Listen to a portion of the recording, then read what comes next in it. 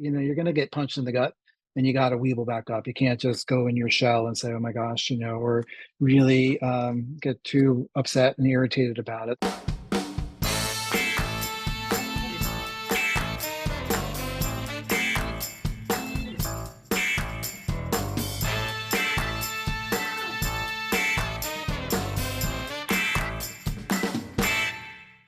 Okay, welcome back to the Marketing Playbook presented by Bluecore, Avex, and BigCo.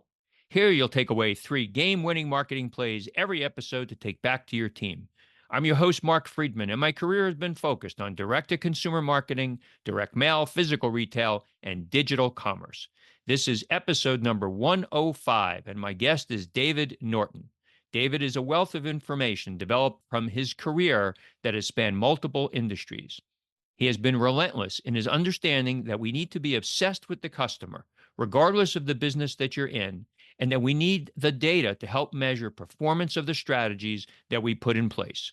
He's a writer, he's a founder, and a consultant, and today he's the managing director at Gale Partners, a brand, digital, and analytics-based agency. He also brought back some memories for me in my days working with the bank MBNA as we developed a co-branded credit card at Tweeds. Before we get started, a quick thank you, as always, to Max Brandstetter of the Wow Business Growth Podcast for producing this episode. You can reach him at max@maxpodcasting.com to help bring your podcast to life. Let's open the playbook. Ready, break. Well, hello, everyone. Thank you for joining the Marketing Playbook Podcast. Today, I'm joined by David Norton. David is a founder and managing director at Gale Partners, a brand, digital, and analytics-based agency consultancy that has grown to more than 750 people since forming in 2014, working with top brands across a broad range of industries, including retail, CPG, financial services, healthcare, and numerous gaming clients to transform their customer experience and businesses. David is also an author of a book entitled The High Roller Experience that provides insights on how to use data and digital technologies to transform organizations. David, welcome to the show. Glad to be here. Thanks for having me. So that book, is that you teaching folks how to count cards or? No, but so many people had written about the Harris Caesar's time who weren't that involved. So I figured, why not set the story straight? We start the show about first story, and we'll get to that. But since I mentioned the book, lots of folks get reached out to say, hey, why don't you write a book and tell a story? How did you come about to decide to write this? Yeah, I thought it'd be interesting, and so, like I said, so many people had written about the Caesar story in the Wall Street Journal, case studies, articles, highlighting it in books and such. Like I say, maybe just set the story straight in terms of having really led most of those activities. And the original idea was to do it with the Wharton professor, more of an academic spin. He was too busy, but we were a couple years into Gale, and we really felt like it was a great idea to say, hey, Caesars was amazing, but technology is evolving. With what we're building at Gale, you can do these type of things much more quickly as well. Okay, we'll come back to Gale in a second. So, as I mentioned, the first story. Tell us a little bit about David, and kind of where you grew up, and how perhaps some of the things that you did early in your life suggested where you'd be for most of your professional career. I grew up early days in New England in Hartford, and then we moved to Baltimore when I was 9 years old.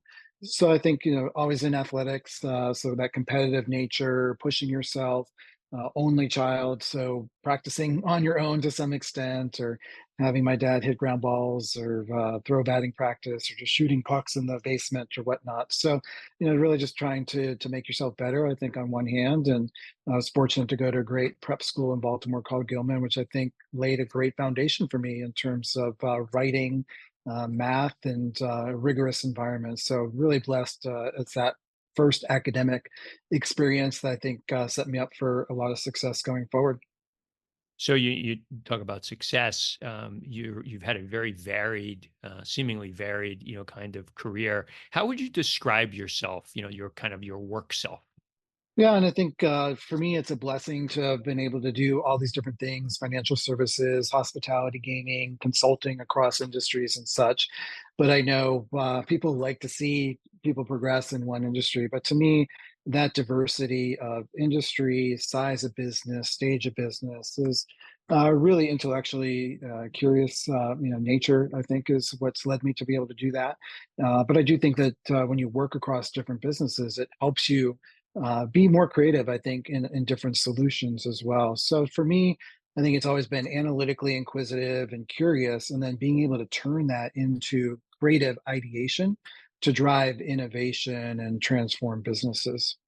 It's interesting you talk about, the analytics driving the creative ideation. Oftentimes we pigeonhole people, and I ask this question all the time in interviews, are you the creative or are you the analytic person? Where do you fall on that spectrum?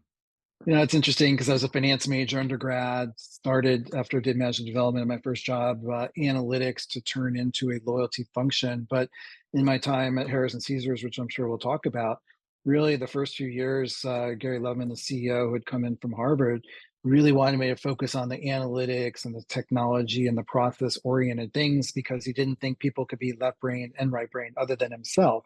And he thought those were the harder problems. But after a few years, once we really had created an amazing loyalty CRM engine and based on customer satisfaction. He did unify marketing and give me brand. And, I think that was really very beneficial because you understood what the customers were saying, what was in the data, but really making sure that the creative messaging was based on that to both make your existing customers happy, but also attract new people as well. So I like to feel like I can balance both. So many people talk about the fact that, they're in an industry and they become also pigeonholed in the industry, not only around they're an analytics person or they're a creative person. And you seem to have been able to, navigate moving from industry to industry. Is there something that, was specific to your background, your experience, your personality that allowed you to move from one to another?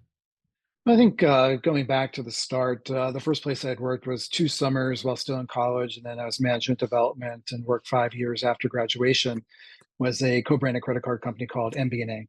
So it was really the first place that was doing co-branded cards. Is now part of Bank of America. But above every door, it said, "Think of yourself as a customer." Your paycheck said, "Brought to you by the customer." You had to serve on the phones 4 hours a month, and if you didn't, there was hell to pay. And once you got to VP level, you still had to listen. So to me, really that basis of customer centricity, truly listening to the customer, I think permeates all businesses. And any of us can go to a restaurant or a hotel and know whether it was really great service or not.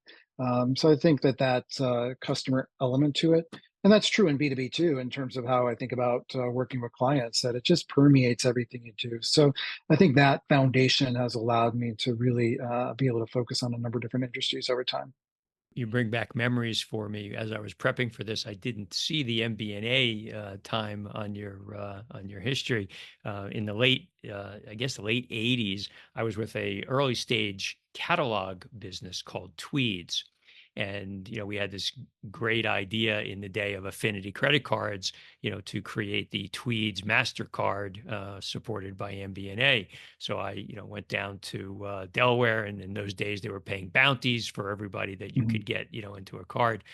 So that was my first foray into credit cards.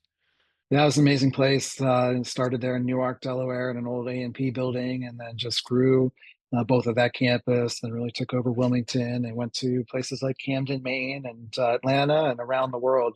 So it really was a fantastic place. And as I said, 2 summers, really good experiences, management development, where we rotated across areas. I was very involved in our Malcolm Baldrige Award submissions, which was a great foundation, again, to this customer centricity notion. Started a loyalty function from scratch. So it was really a rocket ship, but goes to mentorship and then even that management development class. Some of those folks are still great friends here so many years later. Care not to say how many, but a lot of years later. So you got an early start at Amex and stayed there for quite a bit. Talk about your experience and your role there.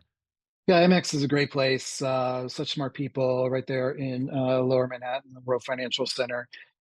So it is a great place. It's a fantastic brand, also a pretty strong customer centricity. But it was a really interesting role in that I was in consumer card.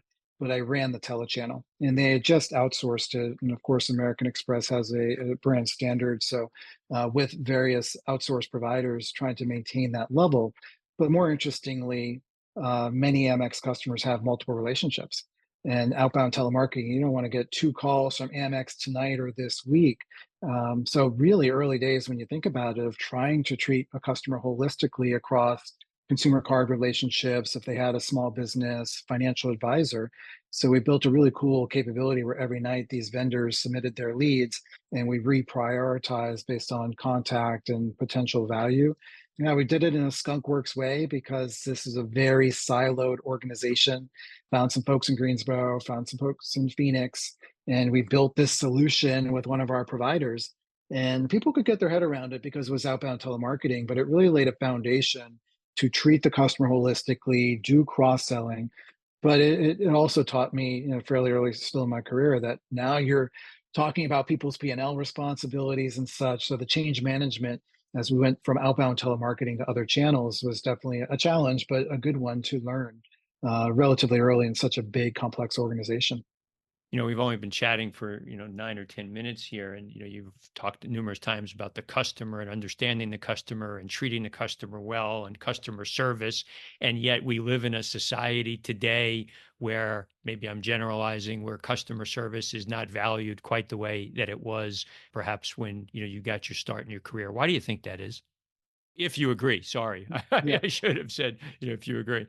Yeah, there's definitely a lot of focus on cost. And, on one hand, self-service is the best service. And in many instances, whether it be clients today or how we built out the digital and customer experience at Harris Caesars from scratch, was if it's a great customer, if they can book their hotel reservation or their dining reservation at their own convenience, that's great because it's less costly and it's more convenient for them. But I do think that there are a couple of things. One is a focus on cost.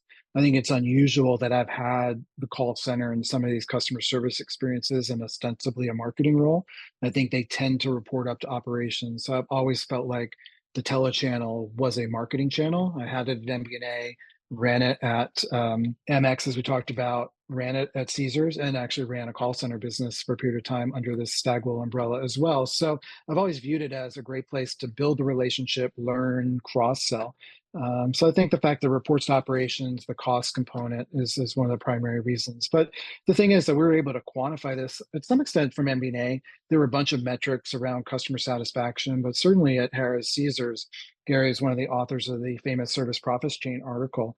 So we got hundreds of thousands of customer satisfaction responses a year, and we could quantify if somebody went from a C to A, how much revenue there was.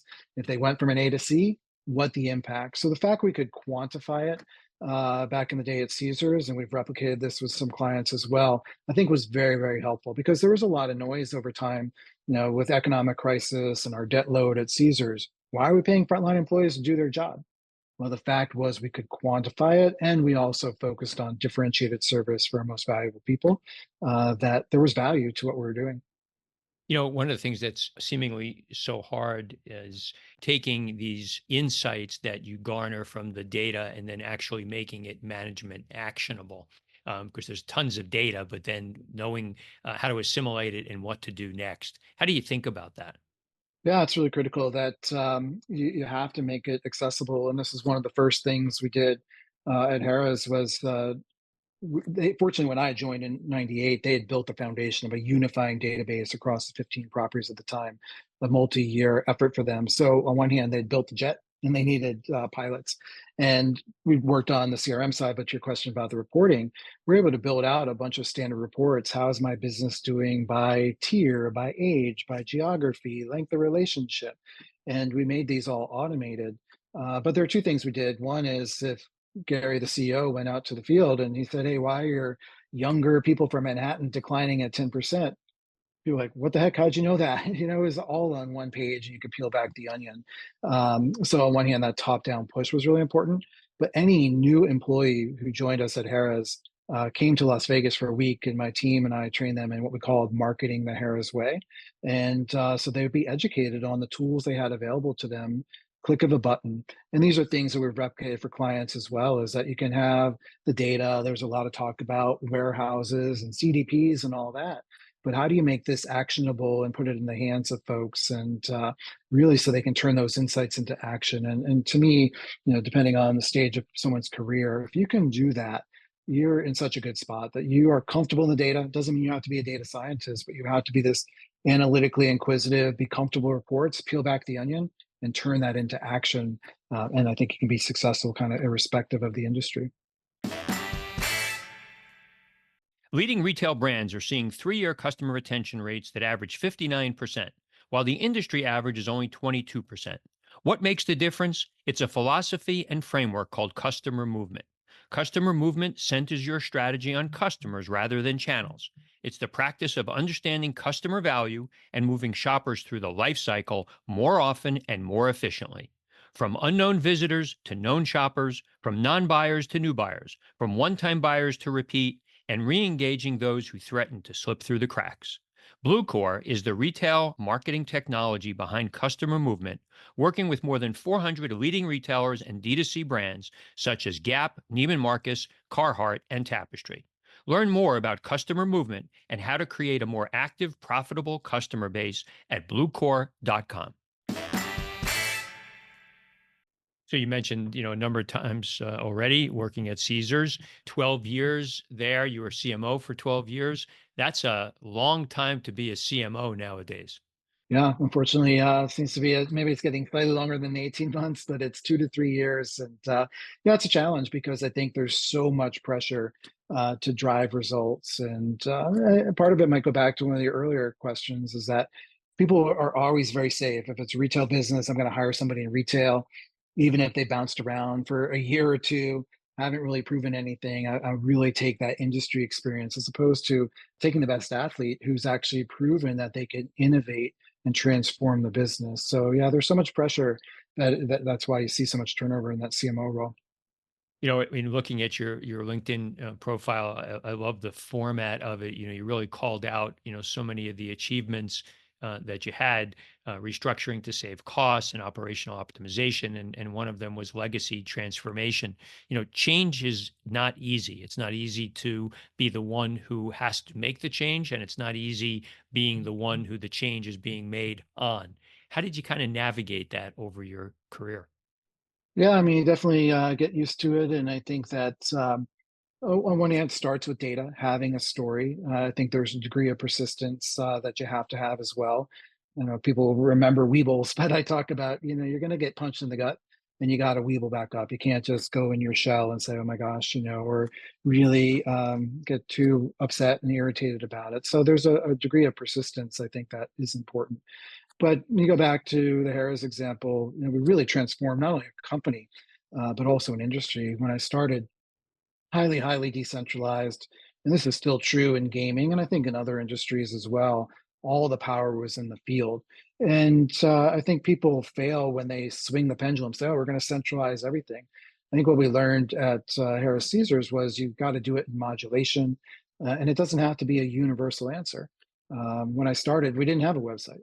So to create the website and digital media, from scratch and say it's going to be highly, highly centralized, and we're going to have a core of expertise. We're in essence going to have one site for 40 properties. It was a little easier. But all these great things that we did then, nobody said, hey, you should centralize VIP. You should build a domestic Asian marketing capability in corporate. You should do this. Nobody ever said, hey, that's a great idea first time around. But the fact was we had data to prove it, both analytically, but I've also been a huge believer in customer research, which we are at Gale as well, is that complement of what you're seeing in the data and the why from the customer research and come with a really actionable plan.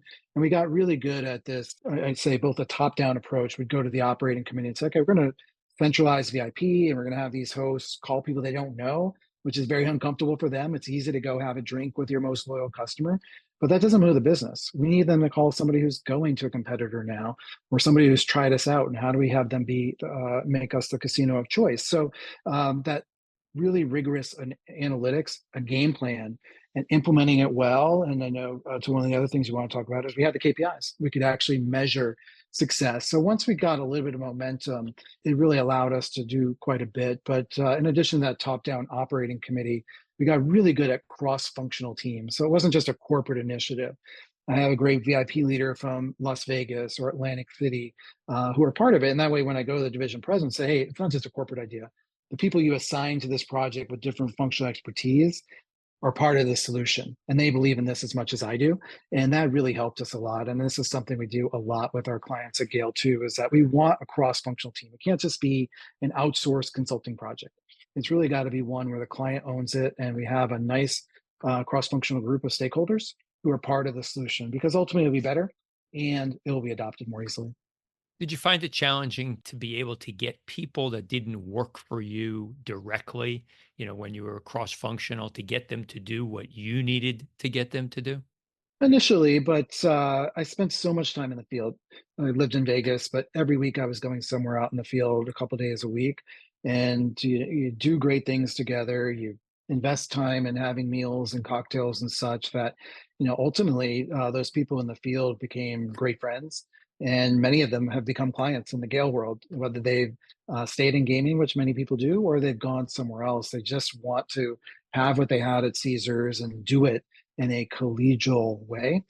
So really investing the time to build the relationships. And then one of the great things we did, we had, to one of your earlier questions, we had all this great data. We built the standard reports, but we still felt like there was an opportunity to be better in terms of using all this data to be even more highly personalized. So I created a function I called the marketing analysis managers, the MAMs, and there were six of them, and they reported to me. But two lived on the East Coast in the properties, two lived in the Midwest at the properties. So they were the go-to for the general manager or the local marketer. Hey, my business isn't doing so well. Why is that? I can see the standard report, but I need to peel back the onion a couple layers. And that person had the bandwidth, which was important, but they had been trained, if you will, in the strategy, but they also lived in the local market. They were in the hallways, at the water cooler, going to competitors. And it was really one of the best things we did. And then those people would be properly rated by the field. Like, I want this person now to be my VP of marketing or my VP of planning and analysis. And it really demystified the notion of corporate versus the field. And when we centralized marketing analysis entirely after the economic crisis, easiest thing we ever sold, because all the operators felt like they had the insights that were needed and the tools. And they said, just make sure to resource it properly so I can get the answers I need in a timely way. So we talked about, changing of industries. You spent some time as the chief analytics officer at a apparel company, Urban Outfitters. So when you go in and you sell yourself in that job, you're talking about all the work that you've done in the gaming industry. What was the discussion about how you could help sell clothes? Yeah, so I've always loved retail. I mean, I'm much more of a shopper than a gamer, so personally, from that perspective. But throughout my 12 years there at Caesars, we had a lot of retailers spend time with us. So originally, we were a public company. The CEO of Saks was on our board. And he said, "Oh, could you just help my team?" So we ended up spending a lot of time with Saks early days. And then with TPG, they had Neiman's. Our first CEO was at Nordstrom. Best Buy came in. So a lot of companies came in to spend time with us. I ran a $150 million retail business, so all the stores in the various casinos. And one of those was Urban Outfitters. So they had come in, this COO Freeman had come in the day, and then heard I'd left and said, "Hey, I really want you to do what you did at Caesars at Urban Outfitters." And that's how it all came about. And it's a great set of brands with Urban, Anthropologie, Free People, and an amazing office location in the Navy Yard in Philadelphia. So it was a pretty easy sell to get there. CMOs, if you're not fully leveraging SMS, you're missing out on the most powerful tool for building genuine customer relationships. With Big Co, SMS is no longer just about sending out blasts. It's about sparking real conversations with your best customers, gaining insights, and creating experiences they truly value. Big Co has reimagined SMS messaging to help you gather the most valuable zero party data while delivering a superior customer experience. It's about creating connections that resonate and drive meaningful results. We talk a lot about promotionality on this podcast. Big Co helps brands reduce promotionality and drive incrementality. Big Co, the secret weapon for brands that want to elevate their customer experience. Learn more at bigco.ai. And you've mentioned Gale Partners. So, for those that don't know what Gale does and is, help us. Yeah, so originally, after I left Urban, I joined an agency holding company, and we transformed our call center business. But at the same time, they had wanted me to transform a subscale CRM focused agency, and I just didn't think they had that much to build on. And the founders were still owning part of the business. It was going to be much harder to extricate them from the business. So we convinced MDC at the time to give us $1 million to start Gale in May of 2014, a few other guys who had worked at Sapient. But really, the thesis was to be as smart as the top management consultants, Bain, McKinsey, BCG, but with an eye towards execution. So having that same rigor about how can you make your business better, but not just leaving with the deck like, okay, now what do we do? We wanted to be focused on the ability to operationalize and execute against that. We wanted to be really literate from a technology and data perspective, and we still want to do beautiful creative. And we knew that traditional agencies couldn't do all that technology and change management. And kind of that third wheel of the competitive landscape was all the technology software companies like a Salesforce or Adobe that sell you the product, and you have the licensing fee, puts the pressure on the CMO, to your earlier comment. And they've never really invested properly in the consulting layer of it. So we wanted to be really literate in technology and be somewhat agnostic around that, not forcing clients to change out, but really enabling them to leverage investments they've made to transform their marketing, transform their customer experience. And, as you think about, the work that you do, I don't know if it's larger companies or smaller companies, but let's assume, you're consulting, it's larger companies, they have perhaps, deeper budgets. How do you help small companies or maybe not early stage, but smaller brands who really need to get better because they don't have the same kind of resources perhaps that larger companies have?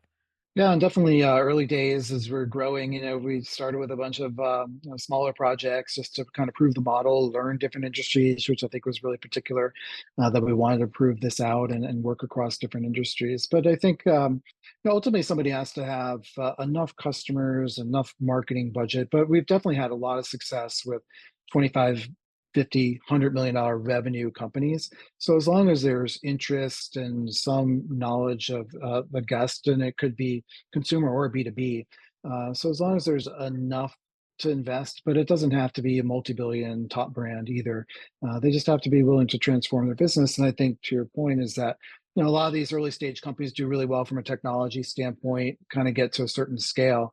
And often it's that innovative founder who needs help from a marketing perspective, or even organizationally, the job might outgrow them. So if they're open to, I want to push this thing to the next level, that infusion of external talent, and to your question too, helping them operationalize and execute that marketing is a good way for them to scale, because things are evolving so quickly that we can provide that operational arm for them, where it's kind of a blend of outsource and source marketing. I consult for, companies in the digital commerce space. And, over the years, even from when I was an employee and working on the brand side and moving from company to company and now consulting, it is incredible how similar the challenges are across companies, and whether they're selling beauty or apparel or insurance or even financial services, there's a lot of the basic blocking and tackling that's very similar. Absolutely. Yeah. I mean, the problems are all the same, and you just have to learn about, the specific industry dynamic, the competitive landscape, and then really learn about the organization as well, in terms of who's making decisions, and what kind of symmetry is there with the executive team, how complicated an organization is it. And typically from a sales process, we don't generally participate in RFPs. It's really relationship based, and we'll have a couple conversations and really try to suss out not only what are they thinking, but who are the decision makers, and to be successful in that project, make sure that we always kick off with 8 to 12 stakeholder interviews, and we really want a cross-functional group and understand different perspectives and where maybe the challenges are, or where's the opportunity to really lean in, because many times clients come to us and they know they have a general need around digital or data and marketing, but they often can't articulate exactly what they need. And those couple conversations really allow us to hone in on where's the right place to start, based on all those different dynamics. Good comments. You and I were introduced by a mutual friend, Josh Bowen. Josh and I knew each other from his days at CrowdTwist. I had implemented his CrowdTwist loyalty platform when I was running e-commerce at Steve Madden, and now he's got a new company, Big C, big company. And Josh, talks about wanting to reinvent SMS. How are you helping him? Yeah, so I guess we've run in similar circles and knew of each other. So we met one evening in the Moynihan Train Hall in New York, and he talked about his company, and they're just one floor above us in the World Trade Center. So clearly a really smart guy and a great team around him who've done it before. Trying to help him in terms of introducing him to potential clients. He's in that stage where certainly he wants new business, but also just really genuinely interested in getting feedback. So just know so many different marketers out there, having been a CMO as well, how much you use this channel. And I definitely believe in the vision that many of us as customers are getting the text from brands that I love, but it's all promotional and very few use cases around where's the value to you as a customer as opposed to just pitching another discount to you. So really believe in the vision of personalization, which is what we did way back in the day at Caesars, and ultimately what we do a lot of for clients, whether it be in CRM or media. So I think that there's a great white space there to really make the channel much more relevant for the end user. How does a company like, Josh's or any that, there where there are already seemingly, at least to the consumer market, in this case, other companies, where there already seemingly are leaders in your space and you're trying to be that pesky little upstart.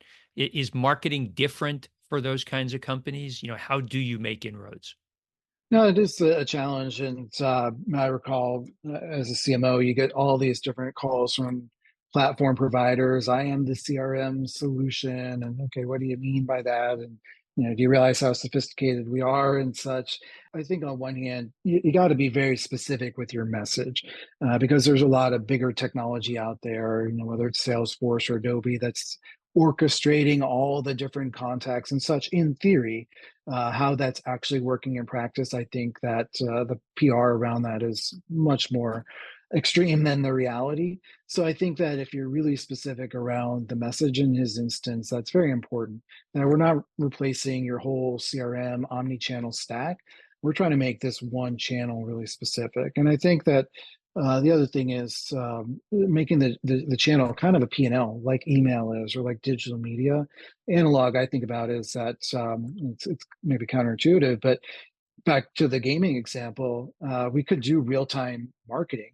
It started with human intervention before phones were prolific, and then we built a little slot video display at the slot game, and then eventually people's cell phones caught up. But to the point, that real-time marketing channel, I assigned a very smart guy to that, highly educated person, and I said, just treat this as a channel. And similarly around measurement, control group, and if we go intervene with somebody and wish them happy birthday, what does that mean in terms of satisfaction, the play that day, and their play longitudinally? So I think it's the same thing with Josh and his company is really be focused on that channel. Try to find the right person. I think that's a little hard to navigate. What level is that? Is it really the CMO or is it somebody below? But really embrace the economics of the channel and make it better. I think is an important message. Yeah, you hit on this a few times, not using my listeners know I like to talk about or don't like to talk about the A word attribution. But, in a case like Josh's, being able to convince, convey to potential customers that the SMS channel, conversational SMS, is in fact incremental to some of the other things that they're doing. How do you think about, you've done so much in marketing, you're spending dollars in so many channels simultaneously, really understanding where that dollar's return is coming from?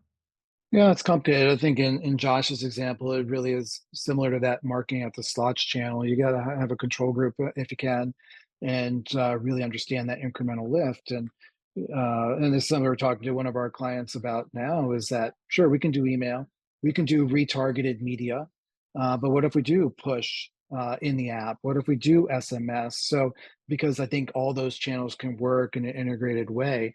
But I think if we hold out a control group in the SMS example, let's see what the incremental lift was. Well, realizing in many businesses that even in, there's one campaign, but they're getting a lot of different stuff, whether it be email or catalog or all these other things. But forcing a control group and understanding what was the importance of that SMS or that fourth touch point. And we're running into this with a client now is that we've launched a big brand campaign to transform a great legacy brand, but the people who are doing the core stuff, oh, we should take all the credit. Well, we know it's a multi-touch thing. We're changing the perception of this brand that people, know, but didn't really consider. And it's not going to happen overnight. And it can't just be media. We've got to follow up with email. We got to follow up with personalization when they come back to the web. We got to do retargeted marketing.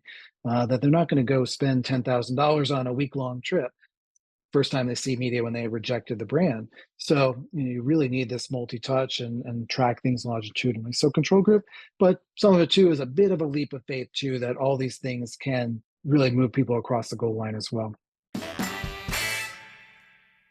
Avex is at the forefront of e-commerce, leveraging a platform-specific, design-agnostic approach to build and optimize unified commerce experiences that captivate customers and drive business growth. The agency's expertise extends across Shopify e-commerce, design, retention marketing, and conversion rate optimization, ensuring a comprehensive strategy for each project. Avex's extensive portfolio includes successful collaborations with industry-leading brands such as Hugo Boss, Kit and Ace, Calvin Klein, and Kith. Each project underscores the agency's ability to deliver digital commerce experiences that blend best-in-class technology with creative excellence and tailored growth strategy. Visit avexdesigns.com to learn more. All right, good stuff. We're down to the last 2 minutes, 2-minute drill, 7 questions, 1-word answer. Are you ready, sir? I'm ready. All right, a brand that you admire or that inspires you. Yeah, I got to go to Six Senses in Portugal a few weeks ago. I love that brand. The property was amazing. The food was incredible. Really, this sense of Zen. So I love that brand. You look very relaxed. Yes. The favorite app on your phone. Probably Orange Theory. So I go almost every day and see my splat points, my heart rate, how I do in challenges and such. So there's a lot of detail in terms of health. So I like that one. Yeah, when I was doing Orange Theory, I used to love that. Being a numbers guy, being competitive. Right. It fits your what you said at the beginning. Last website other than Amazon that you shopped from. Faraday. I love that brand as well. So great range of clothes. So just had to use my points. So I bought something with my points on Faraday. Yeah, Alex is going to be on the show here in another month or so. He just opened a store Nice. in the town that I live in, Westfield, New Jersey, and got a chance to see him again. So, yeah, they've got a great brand. Good one. Something that you're not good at, but wish that you were. I wish I could be more handy around the house, though I'm not as good as I should be. So I always have to call somebody in to help. Charitable organization that you're passionate about. My wife's on the board of Meals on Wheels, so vicariously helping her on that. Great cause. If you had one superpower, what would it be? Love to be able to fly, get out of the traffic, get where I wanted to be much more quickly would be awesome. Other than family, what's your most prized possession? We have a bunch of blue dogs. George Rodriguez. I spent a lot of time in New Orleans when I was at Harrah's, pre and post Katrina. Ravens fan, Super Bowl with the kids there. That was fun. So a bunch of blue dogs, and unfortunately he passed away. So I guess they're going up in value, but they bring me joy. Where can people reach out to you on social media, David, should they be interested? LinkedIn and Twitter would be great. Happy to chat with anybody. Okay, that's great. Hey, this was really good. Thanks for the education. Really appreciate it. And perhaps our paths will cross again on a project or something. Hopefully so. That'd be great. Thanks so much, Mark. Have a great day. That's it. Today's game ball goes to David Norton for coming on the marketing playbook. To me, today's 3 game-winning marketing plays were as follows. Number 1, having some cross-industry diversity as part of your professional experiences can be very helpful. Sure, we oftentimes like to stay in the vertical with what we know best, and also companies want people with industry expertise. But as David did, if you can branch out and learn from other businesses, you can broaden your knowledge. This diversity can help you be more well-rounded and drive innovative and creative solutions to problems that you might be facing. And number two, think of yourself as the customer in whatever you're doing. It really is amazing how frequently I speak to people who forget about the fact that I could be a customer currently or a future one.